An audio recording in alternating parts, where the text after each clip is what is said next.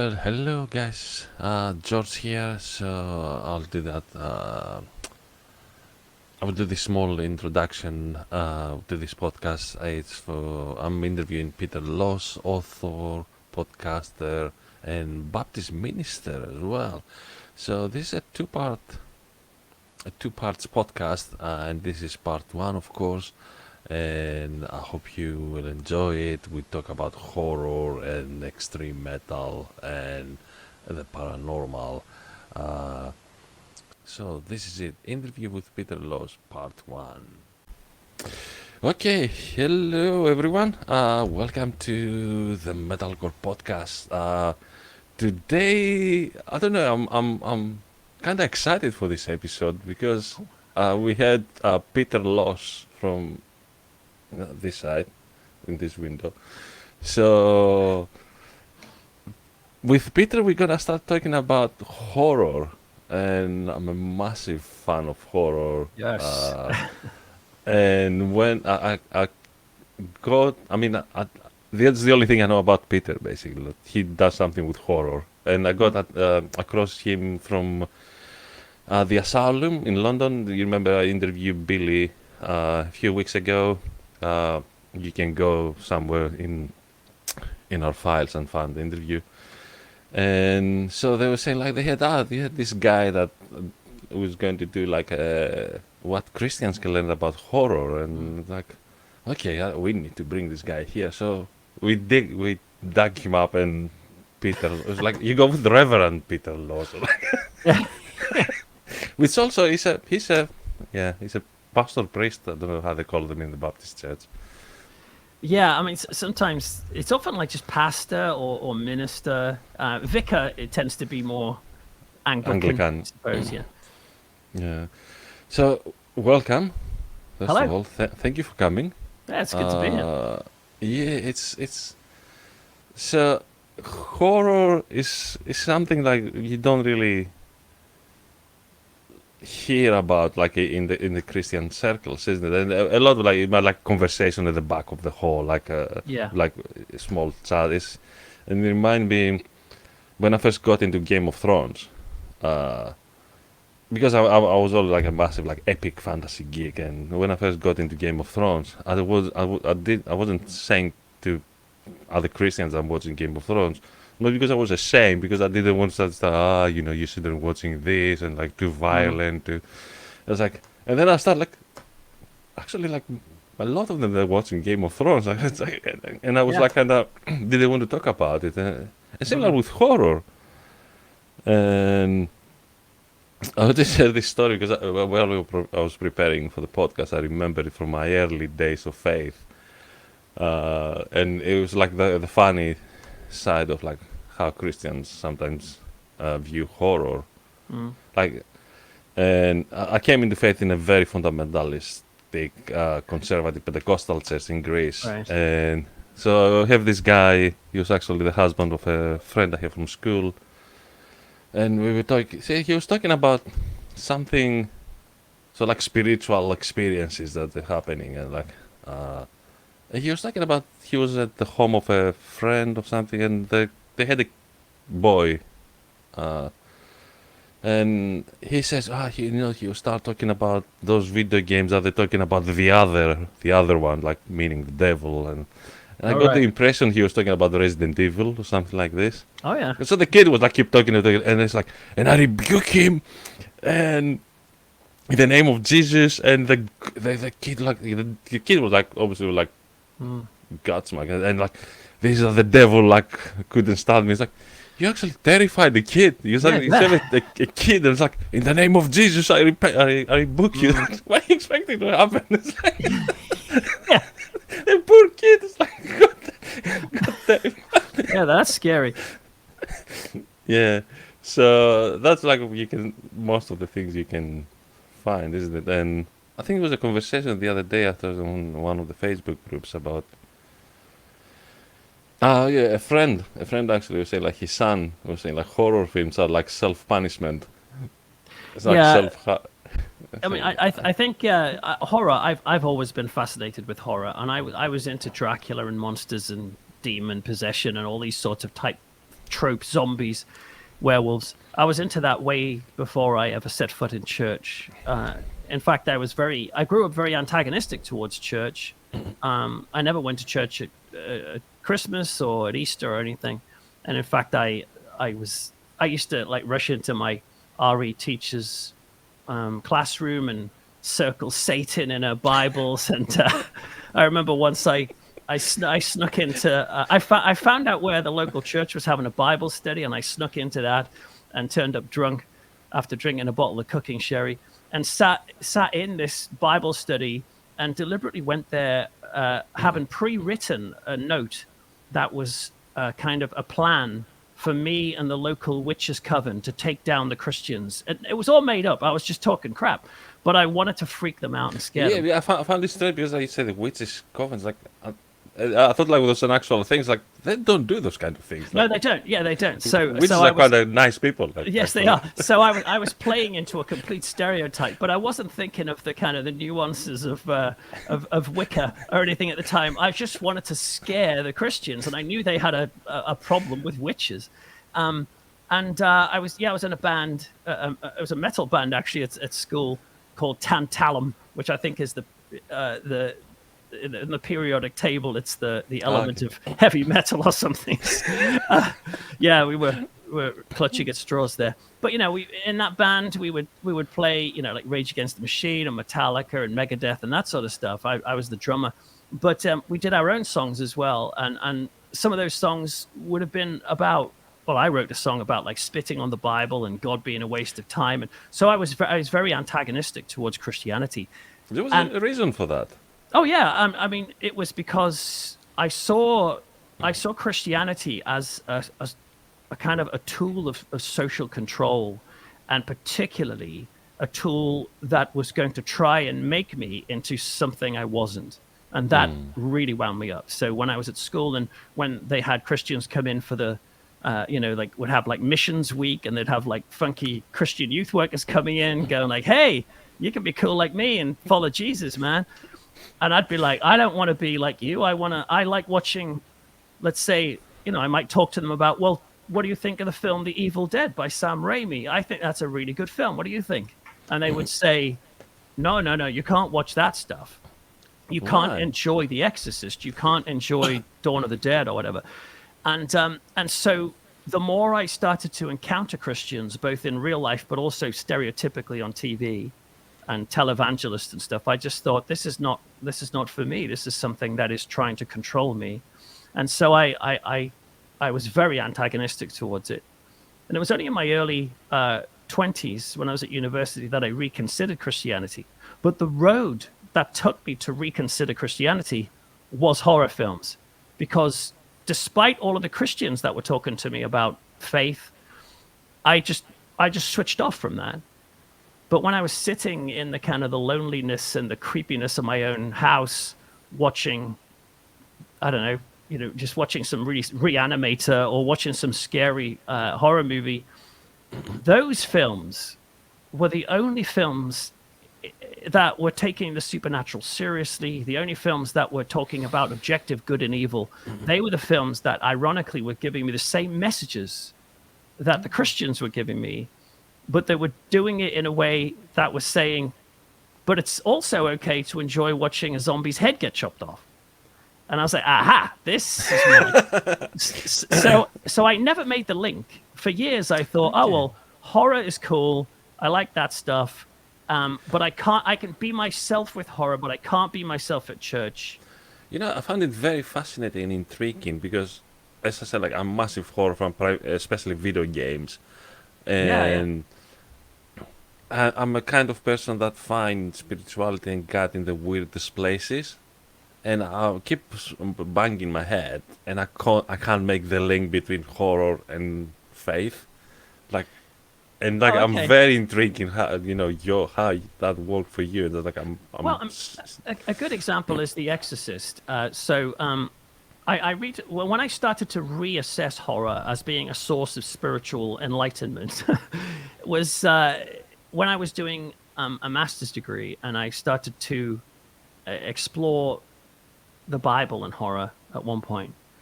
And in that, while I was doing that, I discovered something interesting about the film The Exorcist. That film, which is notorious amongst Christians as being blasphemous, and Billy Graham was reportedly saying that it was evil existed within the very celluloid itself, and all I these mean, sorts of all the exaggerations. conspiracy theories around that film that the actor who was playing Oh, the girl, like she was like in psych ward, and yeah, there's all, like there's curses to do with the film and all these sorts of rumors. But the fundamental part of that film was it's about the devil possessing a young girl. And so for most Christians I met, they said, don't watch that because it glorifies the devil. It's satanic.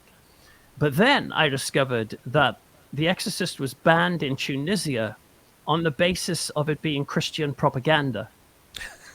And I went, what? The Christians are telling me this film is anti-Christian, but actually it's being seen as a pro-Christian text, if you will. And then I was reading a good which is book. neither, isn't it?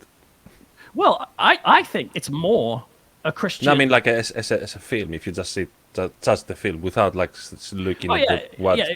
If you just watch it as a film, you could just say it's a film. But if it's anything, it is a religious film. It's a film that is one of the few films that present the clergy not being creepy pedos, but actually being normal human beings with doubts and hopes, and also, with encounters with real evil.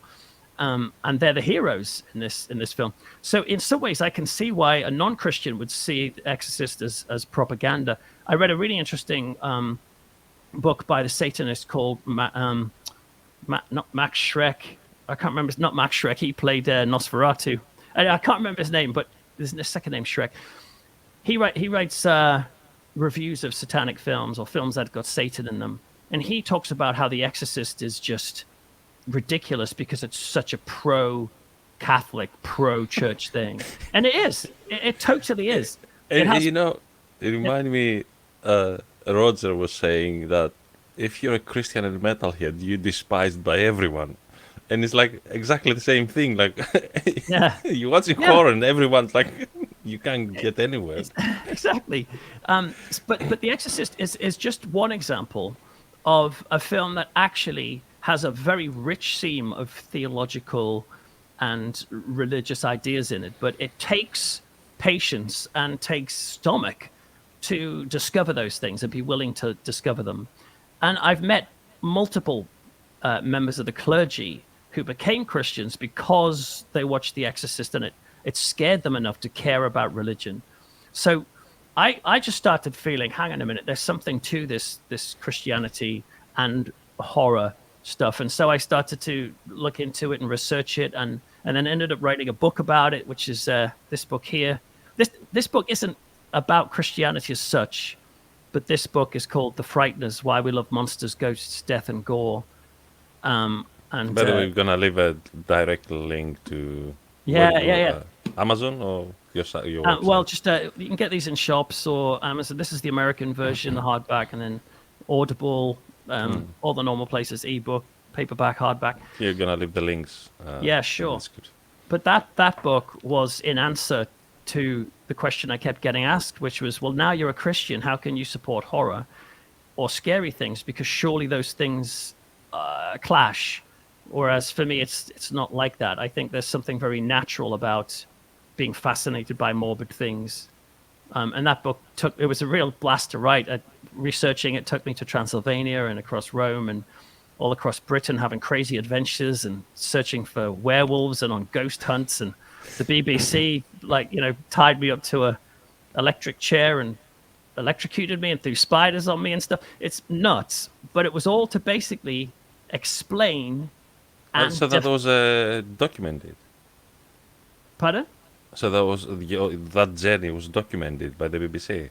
Yeah, no, not the whole book, but that was part of the book. I went. The BBC took me to an old kind of mansion house, and blindfolded me. It was for a psychology thing we were doing, and took me to this mansion house. And while I stayed there overnight with about 8 other people, we had really crazy, scary things happen to us, and it was to try and understand. And I was writing about that.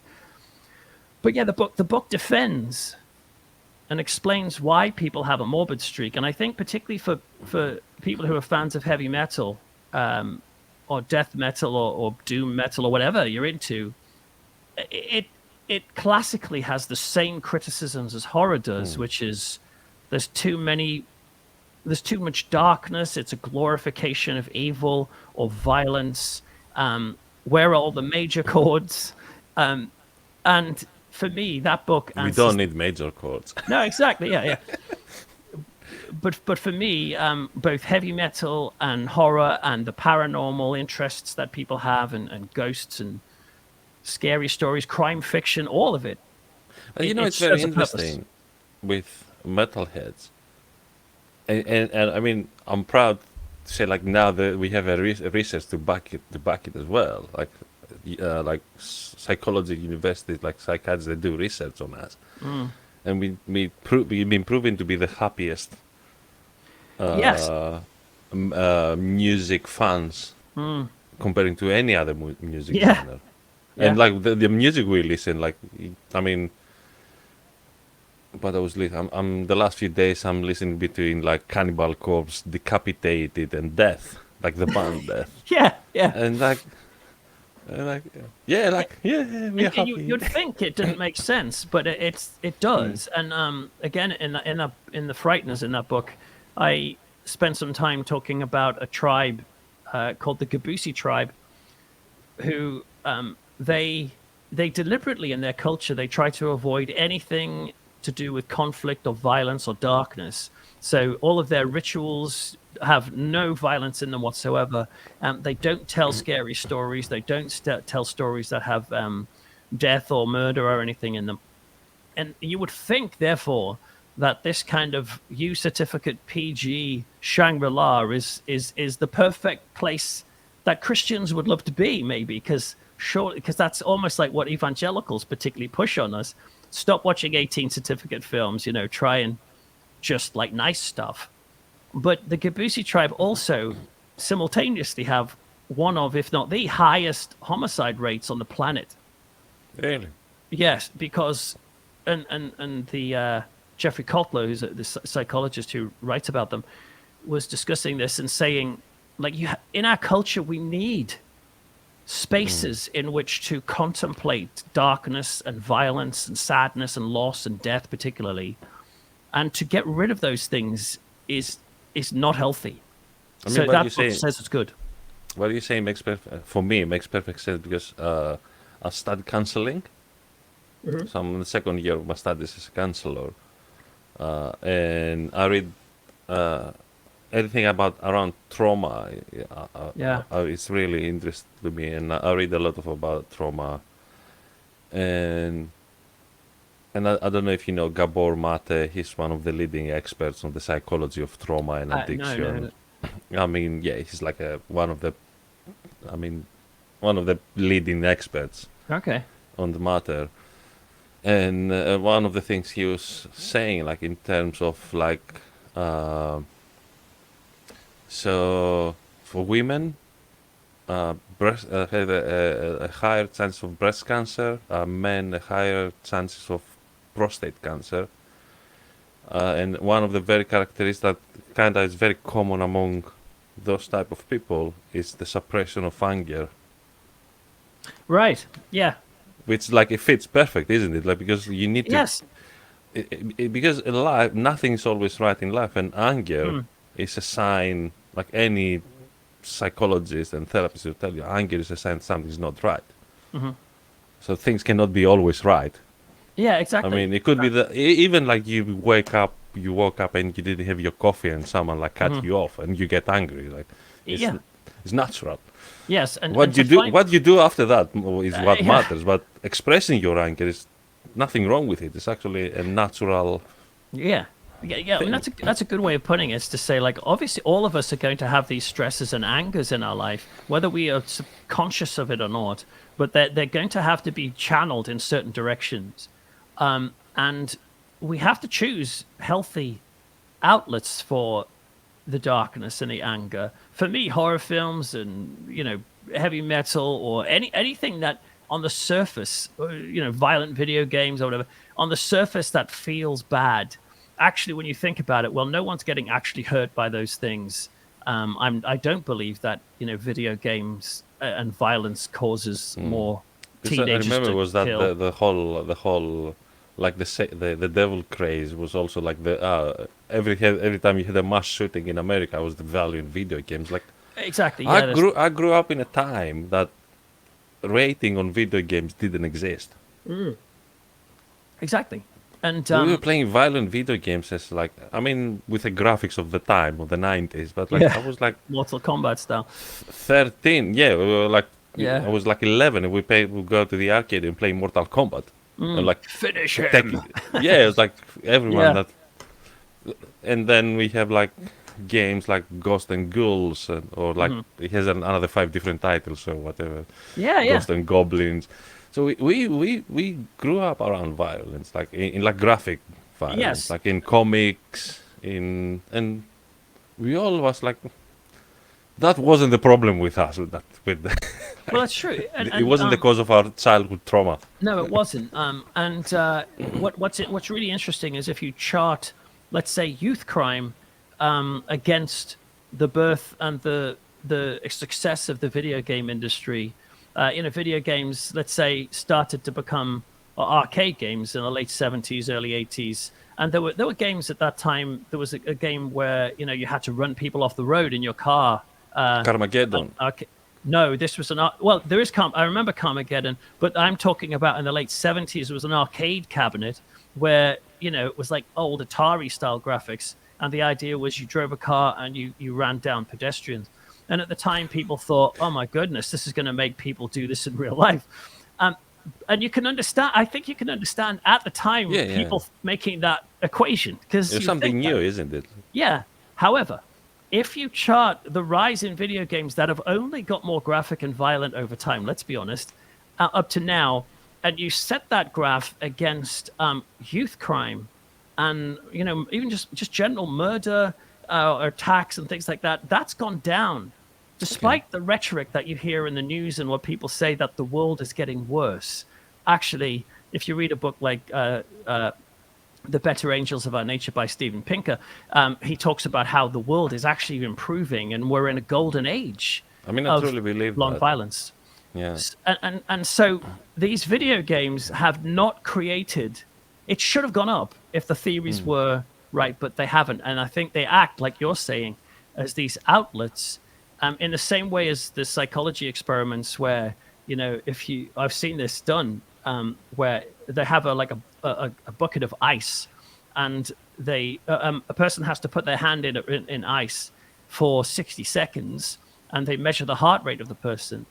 And then they're told to do it again for 60 seconds. But while they do it, they're instructed to violently swear and say the worst words they could possibly think of for those 60 seconds. And they compare the heart rates, and they'll find that the second session with the swearing was better, and their heart rates are lower. Because It's like a roller coaster, isn't it? yeah, it's like a safe. You scare. can't go on a roller coaster without screaming. You're gonna Yeah. get sick. I mean, I tried doing it and I started getting sick. Yeah. Like, Well, I you mean have to- that's one of the things that horror films don't do as much. I mean, some of them do, some of the really gory ones, but yeah. yes. So the point I'm trying to make, I suppose, is that on first glance, it seems like things like horror and metal are bad for society, but when you really dig into the psychology of it and just look at the statistics, and you observe the people who like this stuff, you said metal fans are happy. Like the horror fans and the horror community that I know are so wonderful people and the nicest people you could meet. And there's a lot of crossover between the metal and the horror community. So that there's something going on with these topics. It's a lot about community. I think it creates a community because I mean I don't watch as much horror as I used to. You know why? Because for me, horror was also a big part of community. So when I was in my hometown with all my best mates, we gathered up to one of our friends' house, and literally we kind of maybe spent like it was like 2, 3, 4 instead of going out on a Friday night, we go back to his place and like get like junk Yeah, yeah, food yeah. and that's like literally like was like back to back horror and like Mm. really B B stuff, ridiculous horror because like that was like community things I want. Sometimes I watch like some horror films like yeah, I wouldn't fancy watching that on my own. Like, I want Yeah. my tribe. I sit back with my mate, junk food and talking crap, and like, and then Yeah, like yeah. watching like this like completely nonsensical horror film, Mm. like Yeah. which is pure horror. Like, there's no story really. Like, Mm. And you're right, horror is a very community building experience in the same way as if you have ever went through a disaster or a terribly hard time with other people, even strangers. Imagine if you got stuck in a lift tomorrow with 6 strangers for 3 hours while an earthquake was happening in the building. That'd be terrifying. It would be horrible and very uncomfortable. But you will probably find that the surprising outcome of that situation would be that you would be close and friendly to these people you went through it with, because there's a camaraderie that happens when you yeah, have a scary experience. And you have a similar experience when you go through the simulated scares of a horror film. And so when you interview people, and again, I talk about this in the book, when you interview people coming out of a horror film, they'll say, it was horrible, it was scary. Oh my goodness, why did I watch that? But they'll be laughing and they'll have yeah. this like spring in their step. I They'll mean, be, you mentioned Reanimator earlier. Like, I oh, remember yeah, when I first watched it as a kid. I mean, I must be like 12, 13 or something. yeah, And it was like even back then it was ridiculous. oh, I watched it again like a few months ago. I was going through. Sometimes I go through a phase. I'm watching like those yeah. films I used to watch as a teenager, like completely Mm. ridiculous. Like all the effects are really bad, but you Oh, I get love like it. I think it's a that masterpiece. Yeah, nostalgia. But like yeah. Reanimator, that thing walking with a head inside the bag and wearing that, Yeah, yeah, yeah, like, yeah, the whole thing was like ridiculous. yeah. I, I, You lo- I, can't say that was scary. Like the I whole think, thing. I think Reanimator is close to a masterpiece. But I guess I get what you're saying. That's some of the headshots are a bit rough. But I mean, even with that, I mean, I had what's really exciting and I think is a blessing for me is that like I had breakfast with the actor who plays Herbert West in Reanimator. I went for dinner with Barbara Crampton, the West woman from that. was the doctor, isn't it? Yeah, yeah, yeah. Dr. Herbert West, the reanimator, Jeffrey Yeah. Combs, and Barbara Crampton is the actress in that film. And I've Even had the acting back then was terrible, isn't it? The way they were shooting no things. way, no way. I have to disagree strongly there. I I, mean, it, I think the whole screams. I think probably was the sound that were making bad, looking bad. oh, this is where you and I'll have to differ because no, I I don't think know. I mean, I love it. It's like watching the yeah, first Friday, not Friday the 13th, Nightmare on Elm Street. yeah, yeah. And then that scene with a doll going through the window is like, Oh yeah, but that's actually interesting. Yeah, because at the end, there's two schools of thought about that when the mum gets dragged through the door, and Wes Craven deliberately made it look wrong, because that seemed to kind of evoke a sense of wrongness about dreams. And so when I watched that, ironically, I found that scene one of the scariest because it looked so ropey. But loads of other people say that's crap. So I get that. but Fred, the whole franchise was known from that like really cheap effects, but it was some way you wanted to watch it because like it looked like, and it's a cult Yeah. film. Like, you can't be a horror fan and not having watched like. No, I mean I think the first Nightmare on Elm Street film is really really good. And some of the effects I think are still stand up. But the point of all of this is, the people who see these films, it does something to them, particularly if they see them when they're younger. And the people I've interviewed about horror often have a mixture of fandom about horror, but also nostalgia because it takes them back to a time when they first felt alive.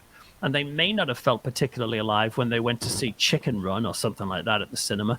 But when they sat and watched the Blair Witch Project, they were so scared they felt wow, this I feel like I'm living life because my heart rate is up.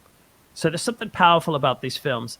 And the sad part is most Christians I know dismiss them as evil or as stupid or a waste of time, and they are very important parts of our culture, I think.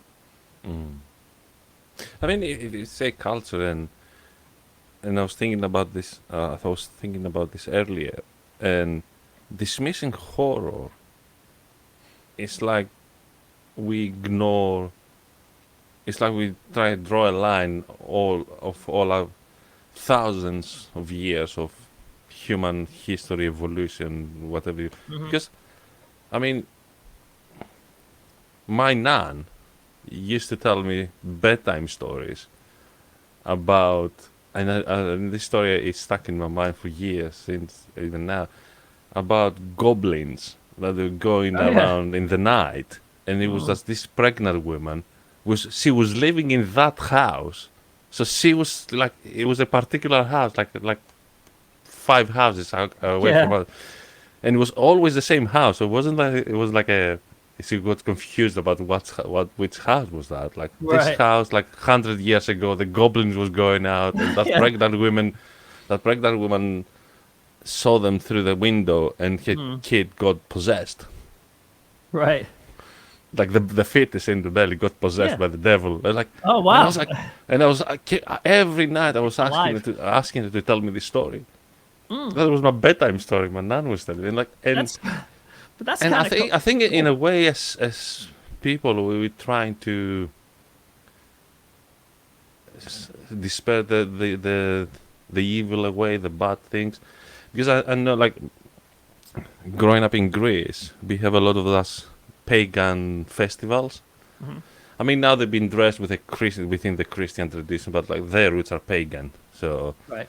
and they survived like thousands of years of Christianity. So Mm. and so basically people dress up as goblins Yeah. with large cowbells around, and they go around. Uh, they go around. I mean, it's a madhouse. Like they're drinking for days. Mm. So like everyone's like super drunk, and like it can sometimes end it up bad. But Yes. it's and the whole idea of this was because it was like a spring festival. Yeah. Uh, it was to scare the evil goblins that come through the window, go into Mm. the. So it was like, although it looked like scary and evil and everything, was actually what's the word? Uh, oh, my brains. I hate it when that happens. Like a ritual to Yeah. welcome spring and the rebirth, and so Mm. I mean, obviously, like, it was like pagan roots. So there Yeah. were like a lot of narrative to bring it into Christianity, Mm. because that's like Well, the rebirth, like yeah. Jesus is. You could draw a lot of like different parallels, but Yeah, it you could was. say similar things about Halloween, which Hmm, Christians are dead set against Halloween and have long been bad for you know saw Halloween as being kind of the devil's night and not quite recognized that that has some natural fusions of Christianity and paganism and that it isn't well in my opinion isn't the negative season that people seem to think it is, and a lot of the negativity about Halloween is fueled by Christian conspiracy theories, particularly based on cartoonists like Jack Chick, who makes these little things called Chick tracts, who I wrote an extensive article for the 14 Times about that. And I don't know if anyone's ever seen these Chick tracts, but they are intense little religious tracts with like really horrific imagery in them. But they're very pro evangelical Christianity type of religious texts. But they have been amazingly influential in fueling people's Christians' suspicion not only of horror but particularly of music and of not just metal, but like even Christian rock music or Christian metal. There's a great one that I've got a collection of them. I've collected them over the years. There's a great one called Green Angels, where a Christian rock band are struggling to get ahead, and they end up signing a deal with a guy called Lou Cipher. Get it, Lucifer, and they start making great records, and they get really successful. But then one of them dies of drugs. One of them becomes a vampire, and then at one point the devil comes along and says, I know how I can reward you. I'll give you some AIDS. And then he gets AIDS and dies. It's so offensive. And the and the only member of the band who survives is the one who burns his rock albums and turns his back because he picked up a chick tract and discovered that actually Christianity. So the whole thing was like a sale pitch for his own tracks. Oh yeah, completely. But it's amazing the rhetoric, how this has seeped in. So I've done interviews on Christian radio stations. I was doing a series called Unbelievable on Premier Radio once, and debating with people, and the things they were telling me, I was going, that's from a chick tract. You're saying the Druids used to put like razor blades or something into sweets and give them to the children and all that stuff, and I'm like, that's not true. I mean, to be honest, like a lot of those things. I mean, I got into metal when I was like 16. Yeah.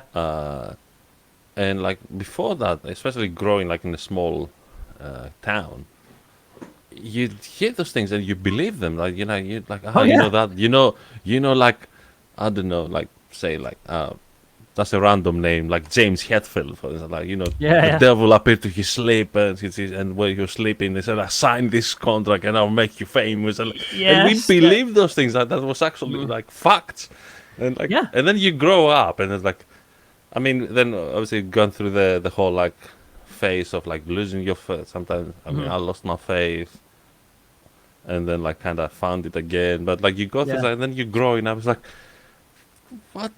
This is nonsense we used to believe. Like, yeah, I know, and it's just so sad that people do believe some of this stuff and base their life decisions on it, and reject people completely on the basis of that. And that's a big deal, because we're talking about human beings here, and so we need to be able to know what we're talking about. And I think a lot of distaste from Christians about horror films and heavy metal have nothing to do with theology or the realities of evil. Do you think those theories came out to justify crappy Christian music? Well, I mean, because like Christians, they weren't like very. I mean, I think like Hillsong was the first one that started writing decent music, and look what happened to them. But like, I'm weird. I don't think that was like historically. Like on the so-called worship music, any decent music. It was really poor quality, really bad lyrics. The music was like not much. Yeah, I mean, I'm a sucker for really bad music as well. Like I have this kind of, I don't know what it is, but I like to find things that everyone else thinks are horrible and ugly, and say, oh, maybe there's something good in that. So, like, some of the music you used to listen to these really bands that they would write like poop jokes only, like something like this. Poop jokes, like toilet jokes, like they have 5 records and like all like toilet humor. Like. Yeah. I mean, I'm going to see a guy tomorrow in London called Tim Heidecker, who's a comedian, and he has a band, and one of his records he'll be singing tomorrow night is called Hot Piss. And it's just about how great it is to drink a bottle of your own urine. And it's like hot piss on the tip of my lips, dribbling down my chin. And I just find it hilarious. So I'm looking forward to that. But yeah, I don't think this came up as to try and kind of to promote bad Christian music or anything. In my opinion, I don't think there is such a thing as bad Christian music or good Christian or anything. There's no such thing as good culture or bad culture. That's a total myth. It's all about taste. It's all about personal taste. And if someone likes to listen to something that I find corny, fine. But my point is, the Christians who are against horror and heavy metal, they cloak their tastes in theological arguments and say you shouldn't listen to that because that's evil, and they don't realize it's just because they don't like that stuff, and because they've been conditioned.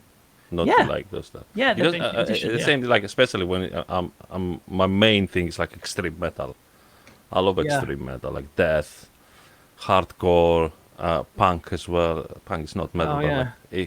thrash, like Yeah. metal. Yeah, and I mean I listen to a lot of different things, but like extreme metal is like where it's my Yeah. it's my home. Oh, good for you. Uh, and a lot of times like, you know that they sound like demons. Like, how do you know how demons sound? Yeah, exactly.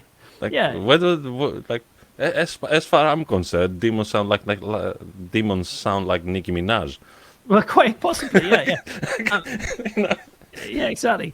Um, I mean, I do remember that when I became a Christian, I became a Christian at university, and this it's a long story, so I won't go into it. But it was a big change around for me to become a Christian, and most of my friends were like, "Hang on, I thought you were a devil worshipper. How did that work out?" But anyway, I became a Christian, and in the first few years of being a Christian, I was told by the Christians around me that, well, obviously you're going to have to step away from your interest in scary things and horror and music as well. They said certain music, you can't listen to that anymore.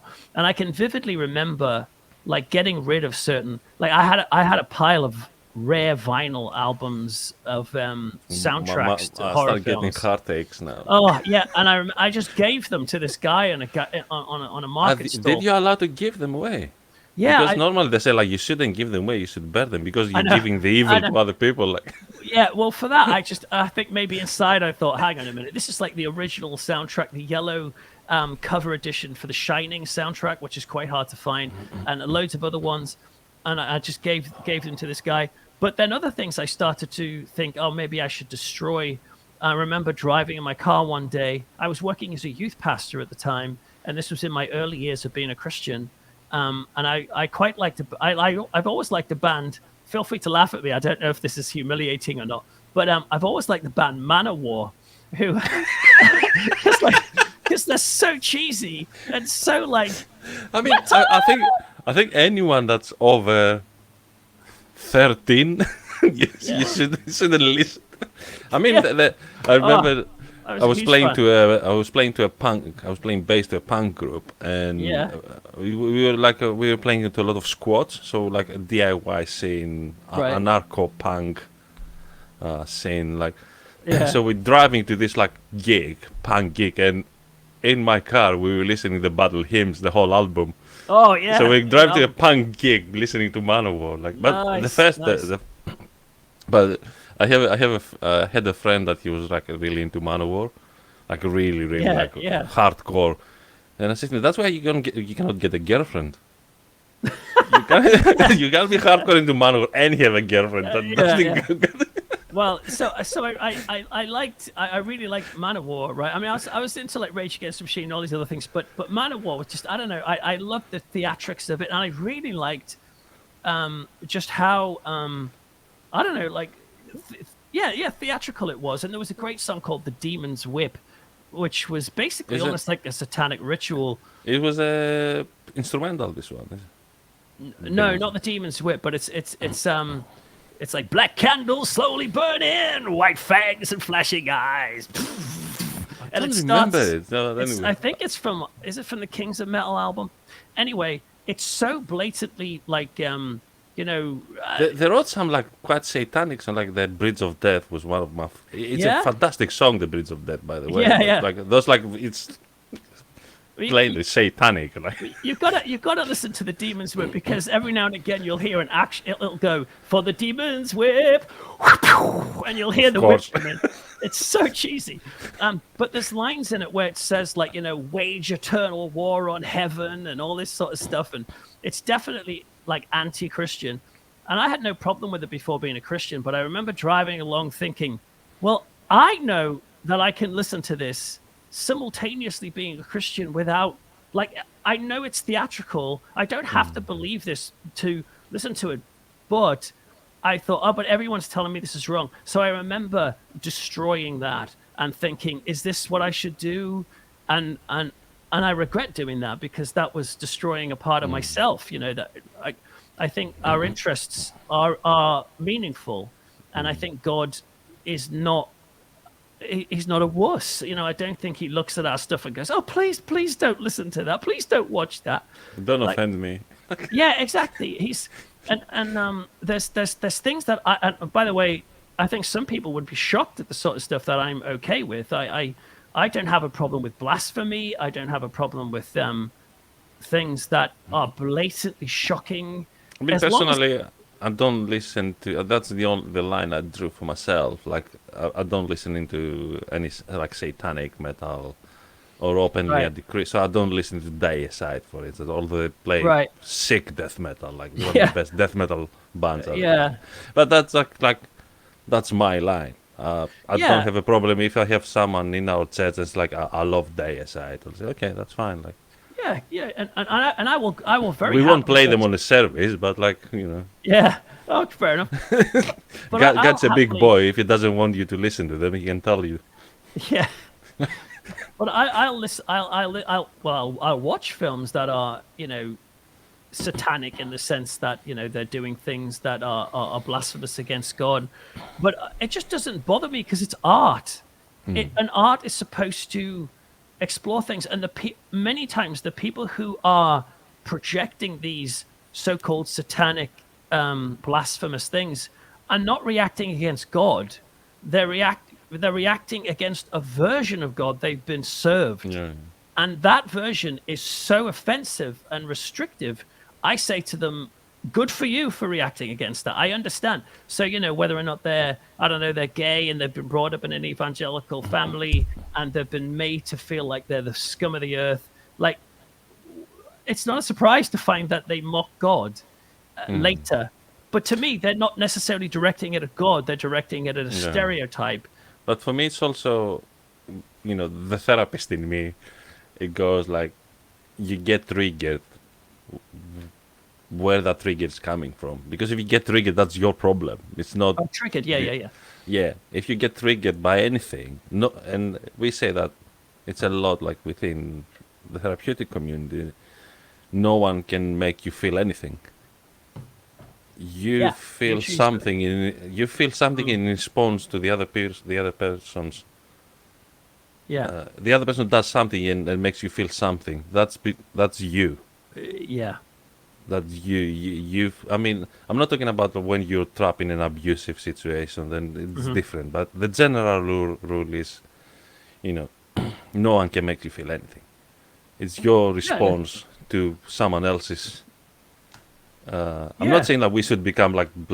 Sometimes it's natural, it's healthy, but it's in the end of the day, it's like your reaction to something else, and it's your responsibility to reflect on that and say, like, I'm feeling triggered because basically I got conditioned since I was a kid that metal is evil from my pastor. Yeah, and I get that. It's definitely about triggering because I mean, my other work that I do as well as being an author is I work in podcasting and I host 3 podcasts, and one of those podcasts is called Frightful, which explores scary true stories, and it's been exciting to see how popular and successful that's become, and is just testament to the fact that people want to be scared. But those sorts of things are scary. Scary podcast, it kind of take us back, isn't it? When you're broadcasting those shows on pre-TV, you have like horror shows on radio, like, isn't it? Yeah, it is. And podcasting is just getting bigger and bigger because it's the one form of entertainment that we can do while we're running or while we're walking or doing the washing up or whatever. So it's good that way. But yes, with triggering, there's sometimes there'll be really extreme things that I talk about because it's real life cases of the paranormal, but also true crime and some really quite shocking, hideous things like the Satanic Panic. I did a session on that where a group of people decapitated a woman and started playing football with her head. It's some of the stuff is really dark. And of course, they were listening to metal. Yes, they were. Yeah, yes. Yeah, they were. I did an episode a little while ago about a kid in Wales who believed he was a vampire, and he slashed the back of an old lady's legs and put a saucepan underneath and drank her blood and stuff. Sorry, I should be saying this is a bit triggering for some people, but it's scary stuff, and it can trigger people. So sometimes I will say, I'm going to talk about, I don't know, suicide or something, or an attack or something like that in this episode, just because I do respect the fact that some things can freak people out. But at the same time, it's like it's in the top 1% of podcasts globally, which is amazing. It just blows my mind. But that tells me there are people out there who want to listen to Well, so you're scary so stuff. famous and you come to our humble podcast. I feel I'm like not. that. No, no, I'm not. I'm not really. But I think that my point I'm making is like, so many people like this stuff. Then therefore you would think, if the rumors are true, that like everyone is horrible, and you should be bumping into the most sicko freaks. But most people you meet tend to be all right. And if they're not all right, they probably don't like metal or horror. They probably just like really mainstream stuff. So anyway, So with this anyway, the first part of our interview with Peter Loss comes to an end. Tune in next week, same time for the second part, or if you're listening far, far to the future, just click next to your player, whoever you listen or watching, and you can jump straight away on the second part with Peter.